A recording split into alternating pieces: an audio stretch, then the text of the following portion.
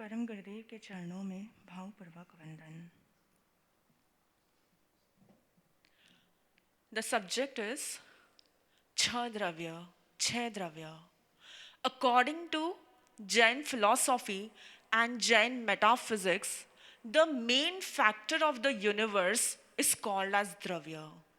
And this Dravya is also known as substance, realities, or entity. It is said that the entire universe is composed of vast multitude of apparently independent things. The substance can be broadly classified into two categories. The first category is the Jeev, and the second category is Ajeev. Jeev means living beings, and Ajeev means non living objects. So, the substance is classified into Jeev and Ajeev. In this whole universe, there is nothing beyond this Jeev, Ajeev, and the combination of these two things. The Jeev entity or the Jeev substance is only one which is known as Jivastikai, which has consciousness in it. The second entity is a Jeev entity which comprises of 5 other entities in it, and they are Dharmastikai. Dharmastikai means through which we can make movement, the medium of movement. Adharmastikai, which means the medium of rest. Akashastikai, which means space. Pudgalastikai, which means matter and energy. And the fifth one is Kal, which means time. So, 5 non living entities and 1 living entities collectively combines together to form 6 realities of Jainism. In this universe, there is nothing like 7th substance or 7th reality. And even Jainism does not give any credence to the theory that the God has created the world or the God is destroyer or survivor of this universe. On the contrary, it asserts to the theory that the universe always existed and it will always exist in the future. So, all these 6 entities are eternal, are eternal, as well as the changes takes place in it. The continuous countless changes undergoes in it, but in its own selves. It does nothing is created nor destroyed in these changes, but it gets converted into one form to another form in its own entity. And at any given point of time, the form of a substance is called paryay. And in the midst of modification, there are many unchanged qualities which are called as gun. The unchanged qualities are called as gun, and the changing form of a substance is called as paryay. So, this changing mode of a substance and the unchanged quality of a substance, both together, gun and paryay, both together, they are known as dravya. They are known as substance. So, any of these substance has 3 aspects in it. The first is origination, which is known as utpad. Second is destruction, which is known as vyay. And the third is its permanence, which is known as dhruv. So now, further, we will understand each and every entity. The first entity is dharmastikai, which is medium of motion, which is also known as medium of motion. This enables non-living beings, non-living things and living beings to, to make any kind of movement. It helps the object to make it move, but it doesn't make the object move. I repeat again, it enables the object to move, but it does not make the object or the living being to move. For example, a fish can swim in a water with the help of water, but the water doesn't make the fish to swim. It is the fish itself who has to make an effort to swim in the water. Second example, we can take it as railway tracks. The train on the track can move on the track, but the track doesn't move the train. Understood? The track doesn't move the train, but the train won't be able to move without the tracks. So, this substance helps the organisms or non living object to move, but it does not make it move. This substance is eternal and formless, as it does not have color, smell, taste, and touch. This substance in the entire universe is one, indivisible, and continuous. It is because of this dharmastikai, it is because of this medium, we are able to move from one place to other. It is because of this medium, today, in these lockdown days, you are able to listen to Param Gurudev's pravachan. How come? Because the sound is able to travel from this place to your place through this medium. It is because of this medium we are able to go to any other place. You are able to go to any kind of mandir or dharmasthanak, or you can come for Param Gurudev's darshan, or you can go to your office, school, colleges, or any kind of movement is possible because of this medium. And even Agam mentions that pumping of our heart, circulation of the blood in our body, and blinking of our eyes is because of this medium. So you must have understood this first substance, which is called as dharmastikai, medium of motion. Now we come to second.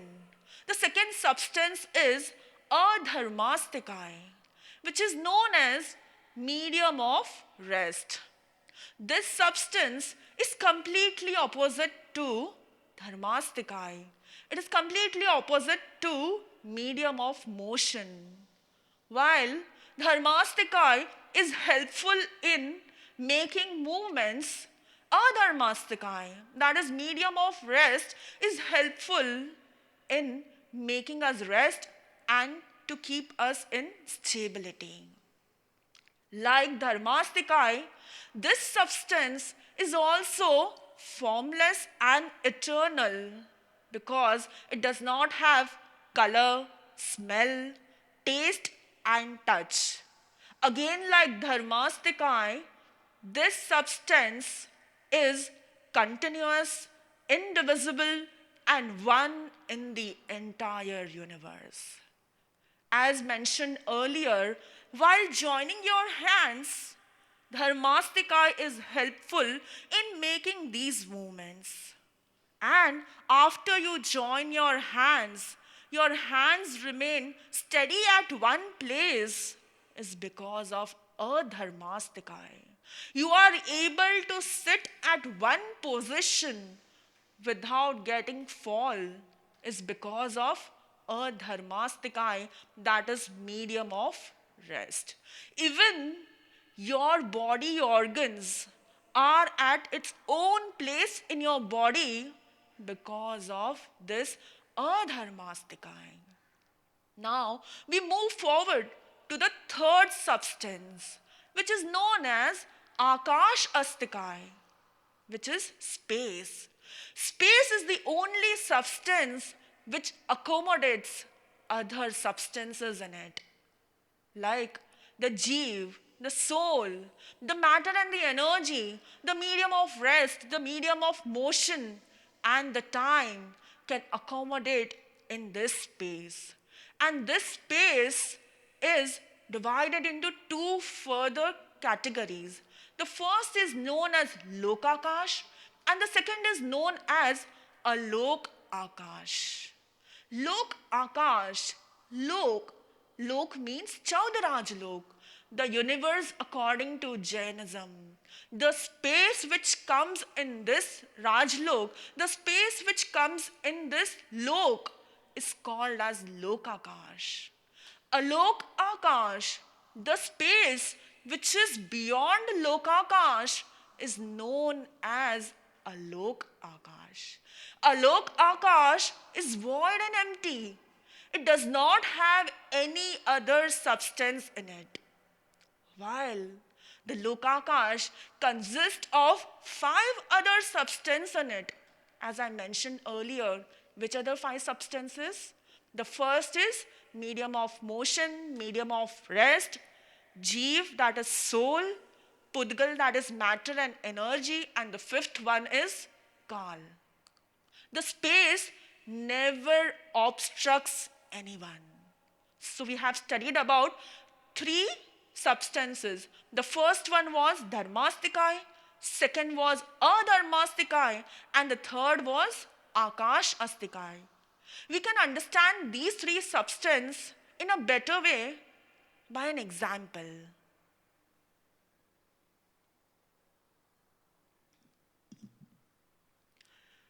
You can see me holding the glass of water. When, when the water is poured from one glass to other. In this way, the movement of water from one glass to other is because of Dharmastikai. After pouring the water in the glass, the water remains stable in the glass is because of Adharmastikai, that is medium of rest. And now, when you place an object, when you drop an object into this glass of water, the object gets its space. It is because of Akash Astikai, that is because of space. You must have understood these three terms very clearly. Now, the fourth is Pudgal Astikai.